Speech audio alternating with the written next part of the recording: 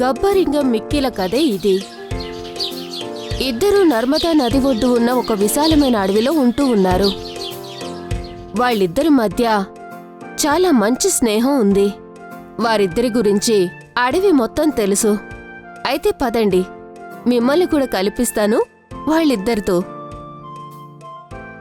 ఇతనే గబ్బర్, అడవిలో గొప్ప బలవంతుడు. ఇక ఇతనే గబ్బర్కి మంచి స్నేహితుడు మిక్కీ.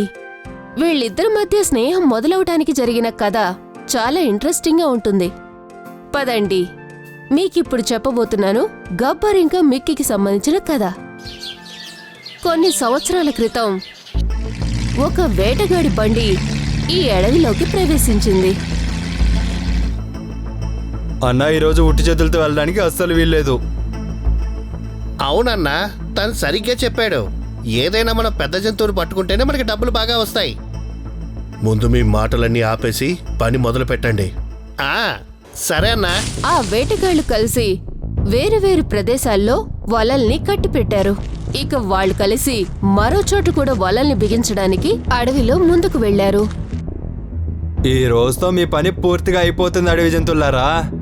ఈ రోజు మా అన్న గేలం వేశాడు. మా అన్న గేలానికి తిరిగే ఉండదు. ముందు మాటలాపి పని మీద దృష్టి పెట్టు. నువ్వు అన్నదైతే నిజమేలే. పదండి, మనం నది ఒడ్డున వల వేద్దాం. గబ్బర్ వాళ్ళ అమ్మా నాన్నలతో కలిసి వస్తూ ఉన్నాడు. ఇతనే గబ్బర్. ఇక వాళ్ళ అమ్మా నాన్నలే షేరా ఇంకా మినీ. గబ్బర్ అప్పుడు చిన్నవాడు, అందుకే ఎప్పుడూ వాళ్ళ అమ్మా నాన్నలతో కలిసి ఉండేవాడు. వెళ్తూ ఉండగా ఎదుర్రాయి తగిలి కింద పడిపోయాడు. బాబు, మెల్లగా వెళ్ళాలి, అలాగే చూస్తూ వెళ్ళాలి. ఎందుకంటే అడవికి రాజులు మనమే, కనుక మనం ఇంకా జాగ్రత్తగా ఉండాలి. అలాగే నాన్నా. ఈ వనం అన్ని వైపుల నుంచి వేటగాళ్లతో నిండి ఉంటుంది. అందుకే ప్రతి అడుగుని జాగ్రత్తగా వెయ్యాలి. మనం ఎప్పుడూ అప్రమత్తంగా ఉండడం చాలా అవసరం. అలా ముందుకు వెళ్తూ ఉండగా గబ్బర్ ఇంకా వాళ్ళ అమ్మా నాన్నలు ఆ వేటగాళ్లు పన్నిన వలలో చిక్కుకుంటారు. ఇక ఆ ముగ్గురు వలలో చిక్కుకొని వేలాడుతూ ఉన్నారు. అరే చూడండి వేటగాళ్ళారా, నన్ను వదిలిపెట్టండి, లేదంటే నేను నిన్ను చంపేస్తాను.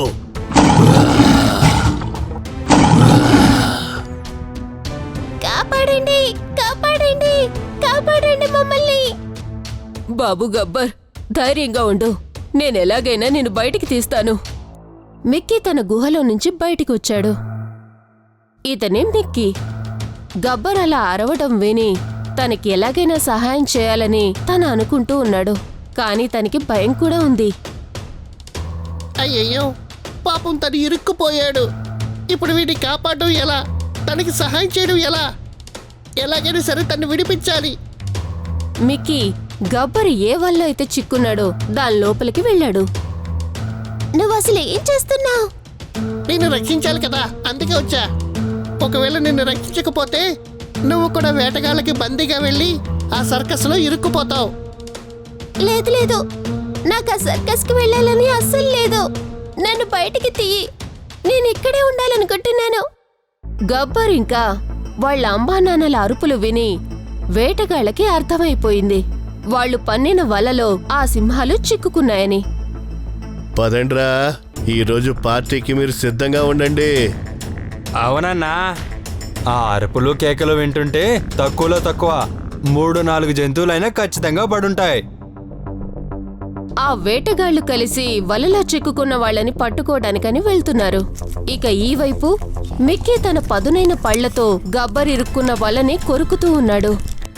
ఆ ఇరుక్కున్న సింహాలను చూస్తూ, అయ్యో అన్నా, చూడన్నా, 1 కాదు 2 కాదు, మొత్తం 3 సింహాలన్నా.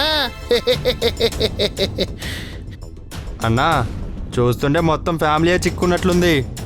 అవునరా, నువ్వు చెప్పింది కరెక్ట్. అన్నా చూడు, ఆ ఎలక వలని కట్ చేసేస్తుంది. అరే వెళ్ళి దాన్ని పట్టుకోండి, దాని సంగతి ముందు చూడండి, లేదంటే మనం ఆపదలో పడతాం. కల్లు అనే వేటగాడు మిక్కీని తొలగించడానికి వెళ్తాడు. కాని ఇంతలోనే గబ్బర్ వలంతా తెగిపోయి ఉంటుంది. ఇక గబ్బర్ ఇంకా మిక్కీ అక్కడి నుంచి పారిపోతారు. వాళ్ళిద్దరూ కలిసి ఒక గుహలోకి వెళ్లి దాక్కున్నారు. ఇక ఇక్కడేమో వేటగాళ్లు మినీ ఇంకా షేరాని స్పృహ కోల్పోయేలాగా చేసి బండి మీద ఎక్కించుకొని పట్నం వైపు వెళ్లిపోయారు. సహాయం చేసినందుకు చాలా థ్యాంక్స్. నువ్వు నా ప్రాణాలు కాపాడావు. అవును, నీ ప్రాణాలైతే కాపాడగలిగాను స్నేహితుడా, కానీ మీ అమ్మ నాన్న ప్రాణాలనే నేను కాపాడలేకపోయాను. నన్ను క్షమించు. అమ్మ నాన్న చాలా గుర్తొస్తున్నారు. ఇప్పుడు నేను ఎలా ఉండగలను? ఈ అడవిలో నాకు ఇంకెవరూ తెలియదు. నేనెక్కడుంటాను, ఎవరితో కలిసి ఉంటాను అర్థం కావడం లేదు. అయ్యో, ఎందుకంత కంగారు పడతావు? నీకు నేనున్నాను కదా. నాకు ఈ అడవిలో మూల మూలా తెలుసు. అలాగే నువ్వు ఇక్కడ ఉండడానికి ఈ గుహ కూడా అంత చెడ్డ ప్లేస్ అయితే ఏం కాదు. ఈ రోజు నుంచి మన ఇద్దరం ఇక్కడే ఉందాం. ఒంటరిగా అయితే ఉండలేం కదా. ఆహాహా. నువ్వు చాలా తెలివైన వాడివి మిక్కీ, కానీ నువ్వు చూస్తూ ఉండు. నేను ఈ వేటగాళ్ళని అస్సలు వదిలిపెట్టను. అవును మిత్రమా, వదలకూడదు. కానీ ముందైతే వాళ్ళని మనం పట్టుకోవాలి కదా. మళ్ళీ వస్తే వదలొద్దు. ఈ రోజు కాకపోతే రేపైనా మనకి దొరుకుతారు. ఇక ఇదే గబ్బర్ ఇంకా మిక్కీ కలిసిన కథ. ఇక వాళ్ళిద్దరూ కలిసి ఉండి చాలా సంవత్సరాలు గడుస్తుంది. ఇక ఇప్పుడు గబ్బర్ పెద్దవాడైపోయాడు. ఎప్పుడు భయపడుతూ ఉండే గబ్బర్ని చూసి ఇప్పుడు అడవంతా భయపడుతుంది.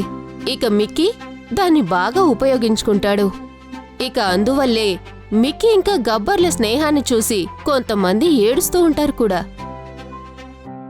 ఈ మెక్కీని మనం ఏదో ఒకటి చేసి తీరాలి మాయా. హా, నువ్వు సరిగ్గా చెప్పావు మోరీ. ఆ గబ్బర్ని చూసుకొని వీడు గాల్లో తేలిపోతూ ఉన్నాడు. ఎప్పుడో ఒకప్పుడు ఒక్కడిగా దొరుకుతాడు. అప్పుడు చెప్తాను వాడి పని. నువ్వు సరిగ్గా చెప్పావు. ఆ గబ్బర్తో ఉన్న తన స్నేహాన్ని నేను చెడగొడతాను చూడు. ఎలా విడగొడతానో చూడు. సరదాగా ఉంటుంది. ఇక అన్నక్క వాళ్ళిద్దరి స్నేహాన్ని చెడగొట్టాలని ప్రయత్నిస్తున్నాయి. ఒకరోజు గబ్బర్ మిక్కీని ఆహారం తినడానికి పిలుస్తూ ఉన్నాడు. మిక్కీ, త్వరగా రా, భోజనం చేద్దాం రా. ఆ నక్క దాక్కొని మిక్కీ గొంతుతో అంటుంది. నాకేం తినాలనిపించట్లేదు, నువ్వైతే తిను. అది విని గబ్బర్కి చాలా బాధ కలిగింది. ఇక తనపై కోపం కూడా వచ్చింది. మిక్కీ మొట్టమొదటిసారిగా నాతో ఈ విధంగా మాట్లాడుతుంది. చూస్తుంటే నా మీద కోపంగా ఉన్నట్టుంది. మరుసటి రోజు మిక్కీకి తినడానికి ఒక ప్యాకెట్ దొరుకుతుంది. అరే సూపర్ ఉంది. ఈ రోజు నాకు విందు భోజనం, ఫుల్ ఎంజాయ్ చేయొచ్చు. నేను గబ్బర్ని కూడా పిలుస్తానుండు. గబ్బర్, ఓ నా మిత్రమా గబ్బర్, త్వరగా రా, తిందాం. అదిరిపోయి ఫుడ్ దొరికింది ఇక్కడ. ఆ గుంట నక్క ఇప్పటికీ అక్కడే ఉంది. ఇక ఈరోజు తను గబ్బర్లాగా వాయిస్ మార్చి మిక్కీకి సమాధానంగా ఇలా అనింది. నేనేం తినాను బే, నువ్వు తిను, పిచ్చి మిక్కీ. ఏమైంది ఈరోజు గబ్బర్కి? నా మీద ఇంత కోపంగా ఉన్నాడు, ఏమైంది అసలు?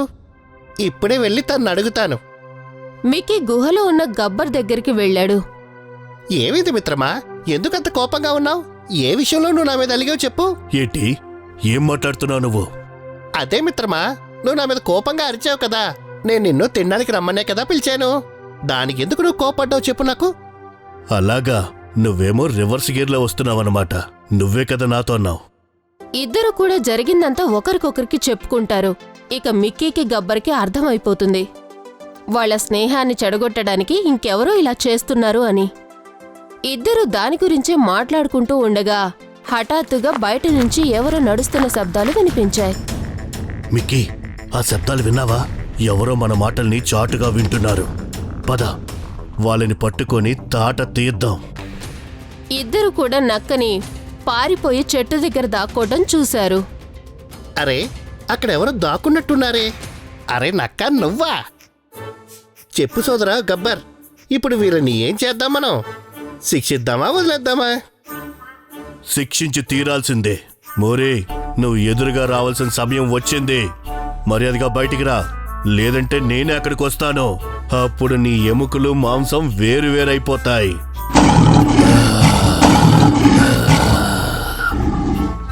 క్షమించండి అన్నా, నేనేదో సరదాగా చేయాలనుకున్నానంతే. దయచేసి క్షమించండి. క్షమించాలా? గబ్బరన్నా, ఈసారికి వదిలేయ్. ఇంకెప్పుడు కూడా నీ విషయంలో తప్పు చేయను. సరే, ఇక మీదట ఈ చుట్టుపక్కల ఎక్కడ కనిపించినా నీ ప్రాణాలు నీకు దక్కవు. చుట్టుపక్కలేంటి? నువ్వు వదిలేస్తే నేను ఈ అడవిలో కూడా కనిపించను. దయచేసి వదిలేయి. సరే వెళ్ళు. ధన్యవాదాలు. ఏంటి సోదరా, తను ఎందుకు వదిలేసావు చెప్పు? తను ఒక జుత్తులు మారిన నక్క, ఎన్నో విచిత్రమైన ప్లాన్స్ వేస్తూ ఉంటుంది.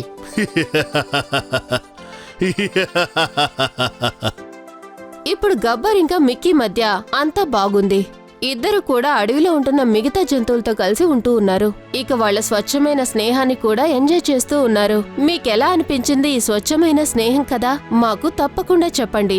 ఇంకా గబ్బర్ ఇంకా మిక్కీ కోసం లైక్ చేయడం మర్చిపోకండి. ఇలాంటి ఇంకా మంచి మంచి కథలు వినటానికి ఛానల్ని సబ్స్క్రైబ్ చేసుకోండి. అయితే ఫ్రెండ్స్, మళ్ళీ కలుద్దాం మరో కొత్త కథతో.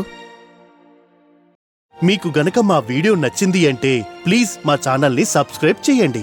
అలాగే ఈ వీడియోని లైక్ చేయండి, అలాగే షేర్ కూడా చేయండి. ధన్యవాదములు.